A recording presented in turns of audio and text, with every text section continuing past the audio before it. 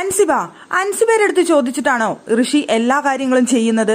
അപ്പൊ അൻസിബയുടെ മറുപടി അത് തോന്നലാണ് ലാലേട്ട, ഇവരുടെയൊക്കെ തോന്നലാണ്.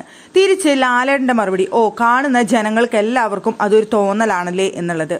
ഋഷി ഉപയോഗിക്കുന്ന ഭാഷ നല്ലതാണോ എന്നുള്ളതാണ് അടുത്തൊരു ചോദ്യം.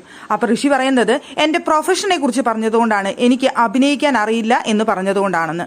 എന്തായാലും നിർത്തി പൊരിച്ചിരിക്കുകയാണ് അൻസിബയെയും ഋഷിയെയും. രണ്ടുപേരെയും ഇന്നേ വരെ ലാലേട്ടൻ ഒരു എപ്പിസോഡിലും വഴക്ക് പറയുന്നത് നമ്മൾ കണ്ടിട്ടില്ല.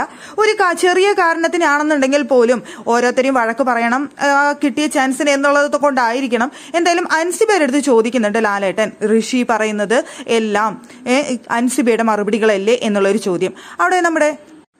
അവിടെ നന്ദന പറയുന്നുണ്ട്, അവിടെ അൻസിബ ചേച്ചിയുടെ ഒരു പപ്പറ്റ് ആയിരുന്നു ഋഷി ചേട്ടൻ എന്നുള്ളൊരു കാര്യം പറയുന്നുണ്ട്. അതുപോലെ തന്നെ അവിടെ അപ്സര പറയുന്നുണ്ട്, എടി പൊടി എന്ന് മാത്രമാണ് വിളിച്ചിരുന്നത് എന്നൊരു കാര്യവും അപ്സരയും പറയുന്നുണ്ട്.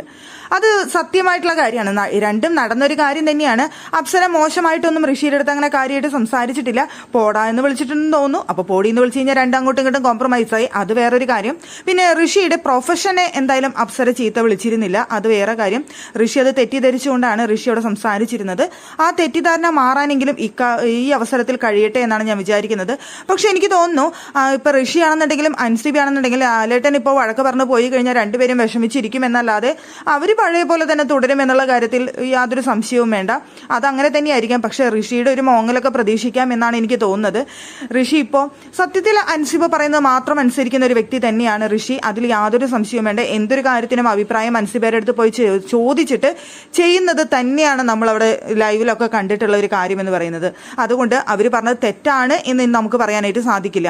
പക്ഷെ അൻസിബേനെ ഇതുവരെ ലാലേട്ടൻ ചോദ്യം ചെയ്യുന്നത് ഒരു വീക്കെൻഡ് എപ്പിസോഡിൽ നമ്മൾ കണ്ടിട്ടില്ല. ആദ്യമായാണ് അൻസിബയുടെ അടുത്ത് ഒരു ചോദ്യം ചോദിക്കുന്നത്.